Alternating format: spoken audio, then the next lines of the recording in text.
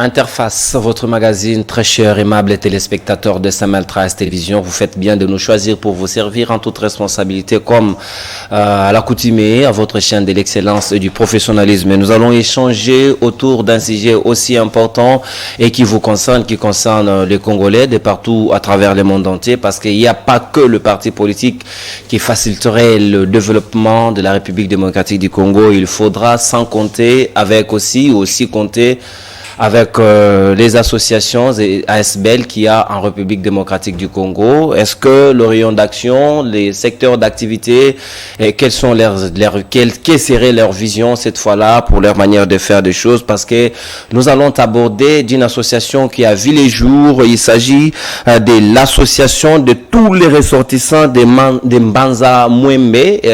Il s'agit de cette association que nous allons devoir discuter autour de sa vision, de son fondateur, de l'initiative, d'où est venue l'idée, quel serait le rayon d'action de cette association, pourquoi, quelle est l'importance, c'est quoi le vide que cette association viendra combler, quel est le but, quels sont les objectifs poursuivis à travers cette association, qui serait ou qui est exactement le fondateur de cette association et aussi les membres qui le composent. Nous allons échanger avec celui qui est le représentant à l'égal sur le plan de la République démocratique du Congo. Il s'agit bel et bien de Monsieur Roger Mukiese qui est avec moi sur ces plateaux. C'est avec lui que nous allons échanger autour du canevas de cette association. Monsieur Roger Mukiese, bonjour et bienvenue à Interface. Bonjour Monsieur Nono, merci de m'avoir invité. Je suis très content d'être sur votre plateau de télévision et je salue en même temps tous les téléspectateurs qui nous suivent de partout le monde. Donc je suis honoré de vous voir. Merci. Plaisir partagé d'échanger avec vous autour de ces sujets aussi importants que les Congolais attendent d'avoir un peu une idée, surtout les ressortissants de la province du Congo central, l'ex-Bazaïre de l'époque. Est-ce qu'aujourd'hui, vous pouvez nous dire de qui est venue l'idée de la création de cette association? Merci, M. Nono. L'idée est venue du président fondateur qui est Monsieur Aimé David Lutondo Ntiama, qui réside en France, à Hermont, parce que, pour d'abord essayer un peu de bien délimiter l'association, nous sommes une association qui se base sur le secteur de Mbanza Mwembe, qui est l'un des 10 secteurs du territoire de Luozi. Mais lui, comme il a vu, Monsieur Aimé David Lutondo Ntiama, il a vu que si j'embrasse tous les territoires, ça sera un peu encombrant. C'est pourquoi il s'était dit, je me focalise d'abord du secteur de Mbanza Mwembe pour rechercher le développement, rechercher à désenclaver ces secteurs qui aujourd'hui, où nous parlons, c'est un secteur vraiment enclavé. Donc l'idée est venue du président David Lutondo Ntiama. Déjà, quand vous dites vous voulez désenclaver ces secteurs, par désenclavement, vous entendez quoi? Quel est le contenu que vous mettez dedans? Est-ce que vous allez construire des routes à dessert agricole? Est-ce que vous allez construire des routes asphaltées qui permettraient cette fois-là de reconnecter ces secteurs avec les centres urbains de la province du Congo central? Merci pour la question. Déjà, comme le dit les Français, l'union fait la force. Nous comptons sur tous les ressortissants d'abord. Et l'idée, vraiment, comme vous le dites, est de pouvoir construire des routes en collaboration toujours avec l'État, parce que nous croyons que quand les fils du terroir se mettent ensemble pour une idée bonne, l'État ne va pas nous abandonner quand même. Donc, la priorité, ce sont des routes. La priorité, ce sont des routes, ça c'est très important. Et les buts poursuivis, d'abord, dans votre statut, parce que vous devez en détenir. Est-ce que vous avez d'abord, avant toute chose, on doit quand même vérifier, est-ce que vous êtes une structure légalement reconnue, notariée, parce que vous faites allusion à l'État? Est-ce que l'État vous reconnaît ses droits de pouvoir œuvrer? Merci, M. Nono. D'abord, je vais commencer de la source, parce que l'idée est venue depuis la France. En France, ils ont déjà eu tous les documents, l'apparition sur le journal officiel, les récépissés et même d'autres documents nécessaires, ils en ont. au niveau national, le président s'était déplacé spécialement, il était avec nous, pour acquérir tous les documents. Sur les plans de la personnalité juridique, nous détenons déjà les F90 que nous avons. Donc, nous n'avons pas peur parce que nous avons cette légalité de pouvoir exercer, bien qu'il y a d'autres démarches qui sont encore en cours, mais le dossier est au niveau des autorités accréditées pour que nous puissions obtenir tous les documents. Sinon, nous sommes là, nous travaillons d'arrache-pied afin que nous ayons tous les documents. Sinon, nous avons déjà les F90. Oui, les F90 qui vous autorisent d'ailleurs d'œuvrer en attendant la personnalité juridique, voilà. Que c'est la sorte pour que vous puissiez poursuivre bel et bien vos objectifs. Et ça, c'est très bien. Est-ce que nous pouvons en savoir qui sont les membres? Les membres, le président fondateur, nous le connaissons aujourd'hui, c'est M. David, Aimé David. Est-ce que vous avez le membre qui compose votre association? S'ils le sont, ils sont au nombre de combien? Quels seraient les rôles de tout un chacun? Bon, très belle question parce que les gens se demandent comment et qui sont les membres. Tout d'abord, dans les deux catégories de membres, il y a les membres qui forment le comité directorial. Il y en a généralement selon les niveaux. Il y en a presque 7 qui font le comité directorial, c'est-à-dire ceux qui dirigent l'association. Nous avons les présidents, les vice-présidents, les secrétaires. Nous avons les trésoriers et nous avons au moins 3 personnes chargées des relations publiques. Mais sur les plans membres en général, nous nous sommes dit, nous sommes une association qui cherche l'intérêt général. Il n'y a pas de conditions ni fiche d'adhésion. Tous les ressortissants, c'est-à-dire tous ceux qui ont leurs origines de Mbanza Mwembwe sont d'office membres. Sont d'office membres. Oui. C'est par dictature ou par bonne foi? Par bonne foi, ce n'est pas par dictature, mais parce que nous sommes là pour Mbanza Mwembe. Nous ne voulons pas dire que non, il faut payer la fiche, remplir la fiche d'adhésion, mais parce que l'association vient pour les secteurs entiers. Donc, si vous êtes du secteur de Mbanza Mwembe, vous êtes d'office membre. Et si par exemple quelqu'un qui est du secteur de Songolo, du territoire de Songololo, qui veut devenir par exemple un membre sympathisant, est-ce que à ceux-là vous avez aussi verrouillé l'accès ou bien vous laissez une marche pour tous les ressortissants du Congo central de pouvoir venir vous prêter la main? Bon, le président s'était d'abord dit, c'est une idée qui va inspirer beaucoup d'autres, tout d'abord, mais du côté des membres sympathisants ou qui veulent bien adhérer à la vision, c'est que nous, d'abord, par rapport à la vision, nous sommes délimités. Mais si quelqu'un voudrait apporter un apport, ou don ou legs, donc nous sommes ouverts. Mais cependant, nous voudrions bien nous focaliser dans notre secteur pourvu que nous puissions être capables de pouvoir poursuivre les buts. Parce que si nous embrassons tout et que nous généralisons les choses, vous savez, par rapport à la vision, on sera un peu embrouillé. Voilà. Vous serez un peu embrouillé. Bien avant qu'on puisse entrer en profondeur de savoir ce que vous faites, ce que vous avez déjà fait et ce que vous comptez faire dans votre calendrier de travail ou calendrier d'activité. Votre président fondateur, M. Aimé David Lutondro, était ici à Kinshasa, République démocratique du Congo. Quel était le but de son séjour? Merci, M. Nono. En tout cas, le président vit sa détermination. Il était là spécialement pour d'abord faire les démarches par rapport aux documents juridiques que nous devions obtenir, mais aussi voir l'équipe qu'il a toujours communiqué la vision et parlé, voir comment nous fonctionnons, comment nous évoluons, établir les comités par élection de manière définitive, c'est-à-dire on a un mandat que nous allons jouer sur le plan national. Donc il était venu pour mettre les choses en ordre d'abord et ensuite je pense qu'il va nous revenir bientôt encore pour une autre phase. Quant à nous, comme moi surtout en tant que représentant de Kikimba RDC, nous sommes en train d'établir un plan de travail annuel qui va commencer d'ici 2024, donc de janvier ici, que nous allons, je crois, poursuivre parce que sans objectif et but bien déterminé, on ne saura pas s'évaluer. Ça, c'est très bien. Et aussi, dans cet ordre d'activité, en termes de projection, il y a des frères et sœurs, de mamans, de vieux et jeunes, des kiki. Kikimba. Kikimba, voilà. Je vais m'habituer parce que j'aime bien les Congo central. Est-ce que vous essayez de les intégrer aussi, ceux qui sont dans le secteur, pour qu'ils comprennent de la vision ou de l'impulsion que vous voulez donner? Parce que l'on dit en français que tout ce qui est fait sans vous est fait contre vous. Est-ce qu'ils sont intéressés? Déjà, ils ont beaucoup accueilli la vision parce qu'on ne peut pas travailler sur les plans nationaux sans pourtant viser les secteurs.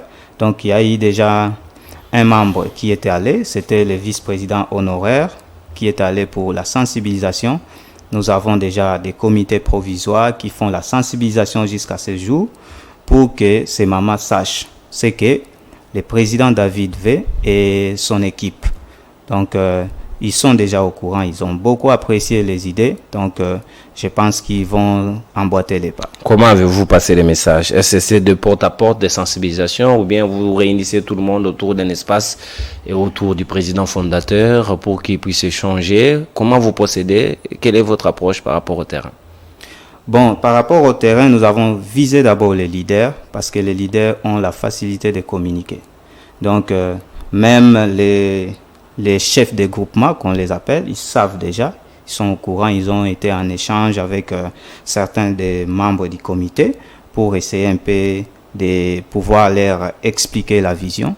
Et aussi, nous avons, comme je viens de mentionner ici, des comités locaux, donc qui sont là, des comités qui vont travailler spécialement pour continuer à sensibiliser. Donc, je pense que c'est le travail qu'ils sont en train de faire maintenant même. Donc, dans chaque groupement, il y a un comité qui est déjà établi. Ce comité fait les tours de certains villages pour essayer un peu d'expliquer la vision. Ouais. Pour essayer un peu d'expliquer la vision, oui, c'est une très bonne chose parce que la population de Kikimba voudra bien voir son développement impulsé par votre association. Est-ce que vous avez essayé aussi d'harmoniser avec l'autorité provinciale? Déjà, ça c'est indispensable. J'ai un président provincial au niveau de Matadi. Il est en train de travailler. Je crois déjà, ils ont rendez-vous, si pas demain, je crois, oui, demain ils seront ensemble avec les autorités provinciales pour en parler, en discuter. Bien qu'ils sont déjà informés, mais il faudra un peu une petite réunion avec eux pour que eux aussi les accompagnent, parce que ce sont eux qui vont exécuter les programmes.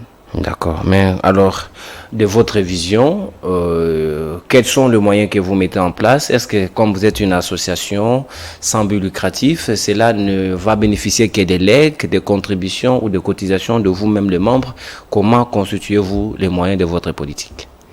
Ouais, comme c'est bien mentionné d'ailleurs dans les statuts, les ressources vont provenir des cotisations, des dons, des legs, et de toute personne ou toute organisation qui voudrait bien contribuer à la vision, elle sera libre de nous contacter et de pouvoir apporter un appui par rapport à l'idée. Donc, pour l'instant, nous sommes en train de mobiliser nos cotisations parce que nous tous, nous sommes impliqués, moi-même également. Donc, pour tous ceux qui sont membres du comité, donc, nous avons vraiment ce devoir de cotiser au moins chaque mois.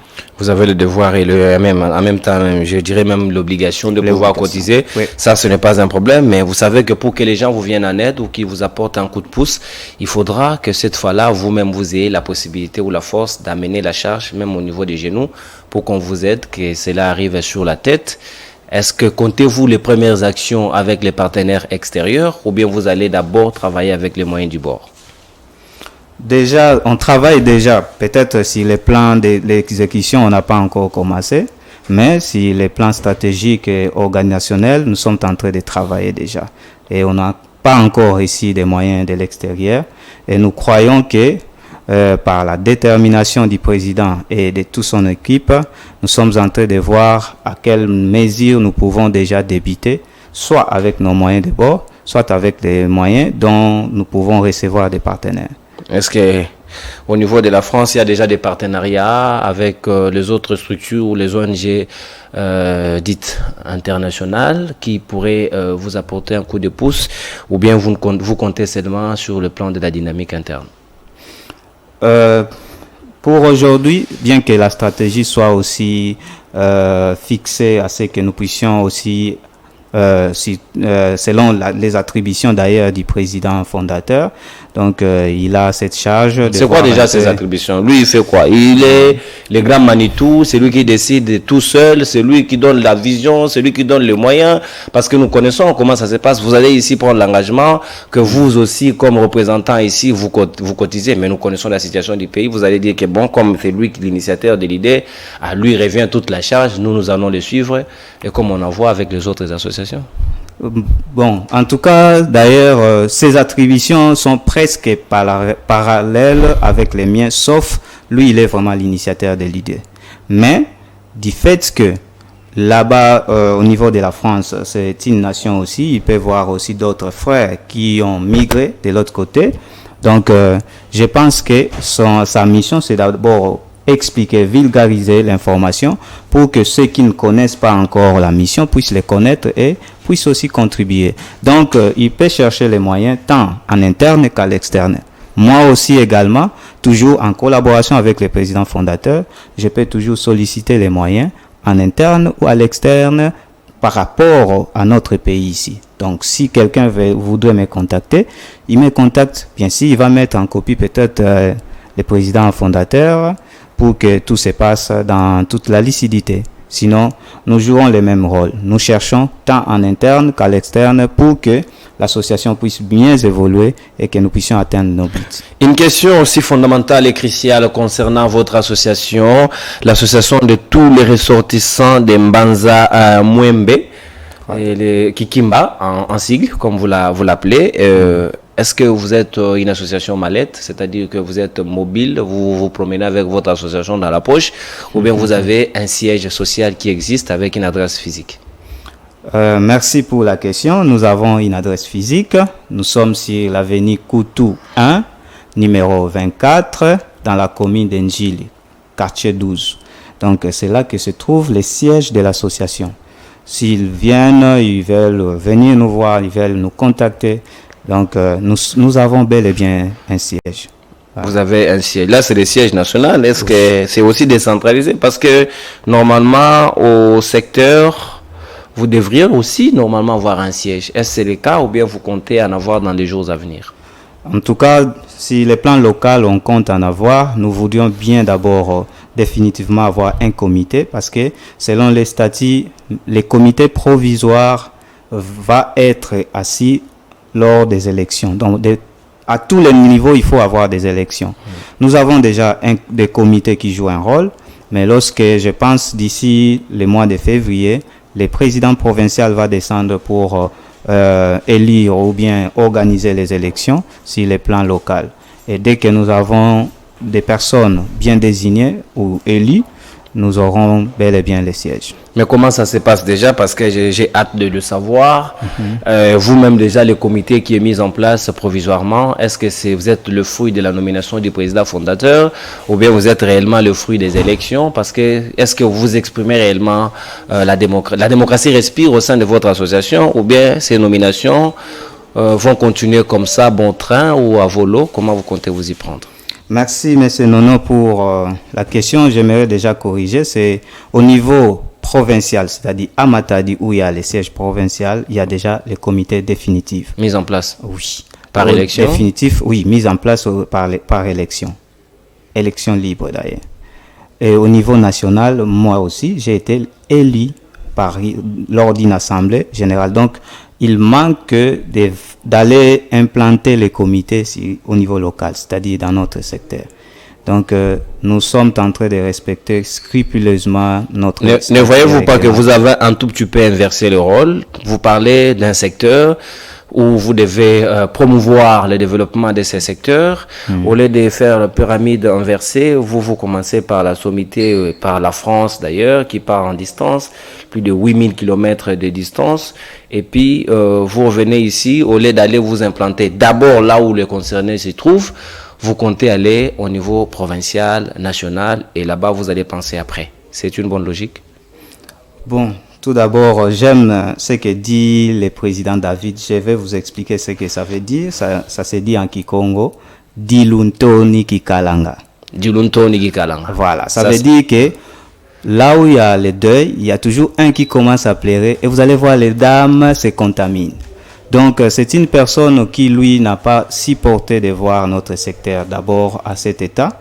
Eh bien, parce que la vision vient de l'étranger. Voulez-vous que nous commencions directement là-bas à la base? Mais pour vous signifier aussi, lorsqu'ils ont commencé l'idée en France, nous aussi on était déjà en train de se réunir. C'est alors que le président s'était dit non.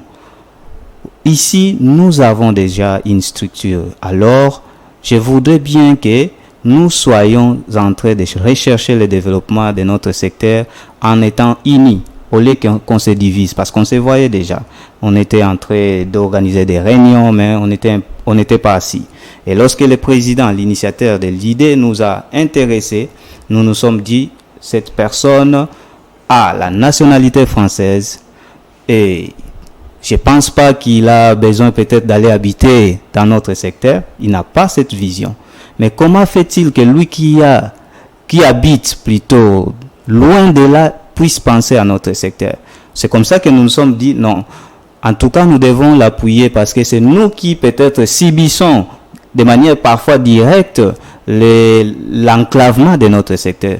Parce que je crois que chacun de nous qui sommes ici à Kinshasa, nous avons des membres qui sont encore là. Ils voudraient bien vous envoyer des colis, mais par quel moyen? Il n'y a pas de route. Donc, parce que l'idée est venue de là et que nous l'avons accueilli, nous sommes en train de mûrir l'idée, afin que lorsque nous descendions avec force. Donc, c'est dans ce sens-là que nous voulons d'abord mûrir l'idée, établir tous les canevas et, comme je vous ai dit, le plan de travail annuel plutôt, qui sera établi. Le PTA sera établi pour que nous puissions suivre. Qu'est-ce que nous nous sommes dit cette année? Est-ce que nous avons pu atteindre les buts dont nous nous sommes assignés? Là, ça nous permet quand même à évoluer. Donc, c'est dans ce sens. Très bien. J'aime bien votre méthodologie et la manière limpide de pouvoir exposer et expliquer ce que vous avez conçu. Mais aussi, je voudrais bien savoir, pour parler au nom de ressortissants, les autochtones du secteur qui attendent de vous quelque chose. Qu'est-ce pourrait être leur rôle dans cette grande œuvre que vous voulez mettre en place? Est-ce que les rapports, ce sera simplement des bénéficiaires des actions que vous viendrez poser, ou bien eux aussi, à leur tour, ils doivent participer pour le développement de ces structures que vous avez mises en place? Je pense que, en tout cas, j'aimerais d'abord les inviter à pouvoir s'impliquer de la vision, parce que... En faisant quoi exactement? Tout d'abord, leur présence dans des réunions est très importante.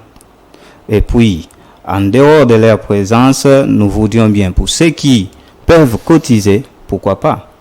Ils doivent cotiser parce que nous sommes là tous ensemble. Si nous mettons même un 100 francs fois je ne sais combien des habitants, ça va faire combien? C'est une manière de parler, mais je suis tenté seulement d'imaginer si tout le monde emboîte les pas. Donc, nous aurons vraiment des résultats. Eh bien, aujourd'hui, les gens qui nous suivent, nous ne savons pas auprès de qui nous nous adressons pour l'instant, parce que l'émission est aussi suivie à travers le monde entier via notre chaîne YouTube.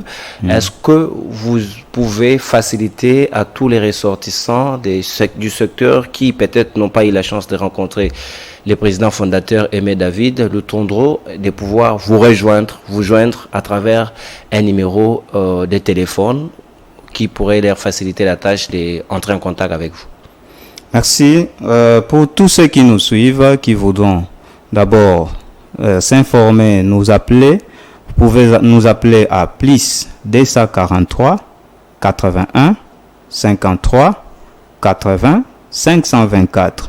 Plus 243 81 53 80 524. Là, vous allez directement me rejoindre en tant que les représentants Kikimba RDC.